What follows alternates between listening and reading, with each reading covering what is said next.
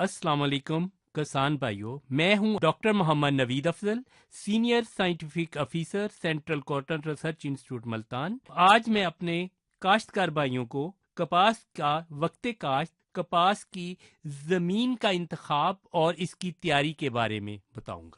कपास पाकिस्तान की बेहतर पैदावार के लिए ज़मीन की अच्छी तैयारी नहायत ज़रूरी है। कपास के लिए ज़मीन का इंतखाब, कैसी ज़मीन होनी चाहिए उसका इंतखाब करना चाहिए। कपास की अच्छी पैदावार हासिल करने के लिए ज़रखेज़ मैरा ज़मीन बेहतर रहती है, जो तैयारी के बाद भुरभुरी और दानेदार हो जाए। इसमें नामियाती मादा की मकदार बेहतर हो, यानी 1 से 2% तक मौजूद हो। नमकियात की मकदार 0.6% से कम हो। पानी ज्यादा जज़ब करने और देर तक वत्तर कायम रखने की सलाहियत भी मौजूद हो। 24 से 36 घंटे तक पानी जज़ब कर लेना चाहिए इसको। जमीन की निचली सतह सख्त ना हो, ताकि पौधे की जड़ों को नीचे और अतराफ से फैलने में दुश्वारी ना आए। इसलिए जमीन की तैयारी के लिए गहरा हल चलाएं और जमीन की हमवारी बजरिया लेजर करें, ताकि अगाव बेहतर हो सके, पौधे की जड़ें आसानी से गहराई तक जा सकें और वत्तर देर तक कायम रहे, क्योंकि कपास की जड़ें 4 से 6 फुट तक जा सकती हैं। मैं आपको गंदम के बाद कपास के लिए जमीन की तैयारी के बाद बताता हूँ। कपास की काश्त ज्यादातर गंदम के बाद की जाती है। अगर गंदम की कटाई कंबाइन हार्वेस्टर के साथ की गई हो, स्लैशर के साथ नाड़ कुतर कर जमीन में मिला दें और इसके बाद डिस्क हैरो के साथ नाड़ और मुड छोटे छोटे टुकड़ों में तकसीम करके जमीन में शामिल कर दें। आधी बोरी यूरिया खेत में छट्टा करके इसमें पानी लगा दें, ताकि नाड़ के गलने सड़ने का अमल तेज हो सके। वत्तर आने पर कल्टीवेटर से दोहर लगाने के बाद खेत को हमवार कर लें और इसी हालत में बुवाई के लिए खेत की तैयारी करें। अगर आपने ड्रिल से काश्त करना है, अगर आपने बेड एंड फरो में काश्त करनी है, तो उसका आप ऐसे करेंगे कि आपको जमीन को छोड़ देंगे। जिस टाइम आपने बेड एंड फरो पे काश्त करनी होगी, काश्त करनी होगी, आप बेड एंड फरो बना लेंगे।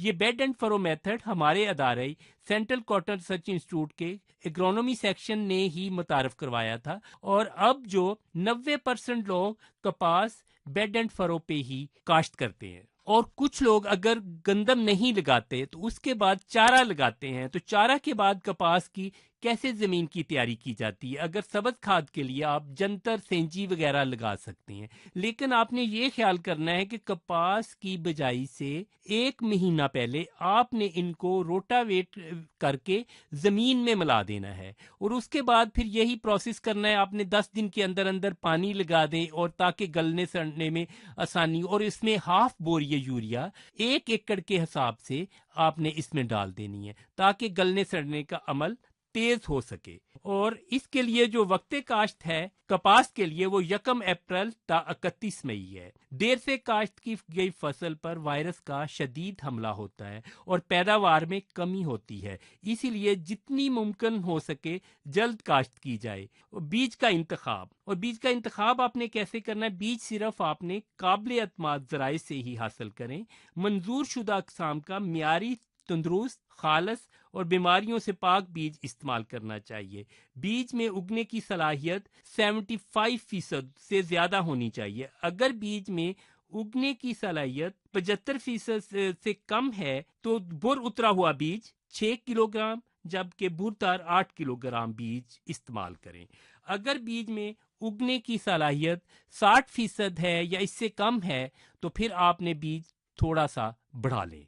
अगर आपके पास देखें कि 90% है इसका फीसद अगाव, तो फिर आप करेंगे बेड एंड फरो के लिए आप 4 kg, और अगर आपने ड्रिल में काश्त करनी है तो उसके लिए आप 8 kg करेंगे। और इसी तरह अगर इसका है 75% है, तो फिर आप इसके लिए कर लेंगे 4.5 किलो बेड एंड फरो के लिए, और 9 किलो कर लेंगे आप ड्रिल में काश्त करने के लिए। और अगर इसका 60% है तो आप खेलियों पर काश्त करने के लिए करेंगे 5 किलो, और ड्रिल से काश्त करने के लिए 10 किलो करेंगे।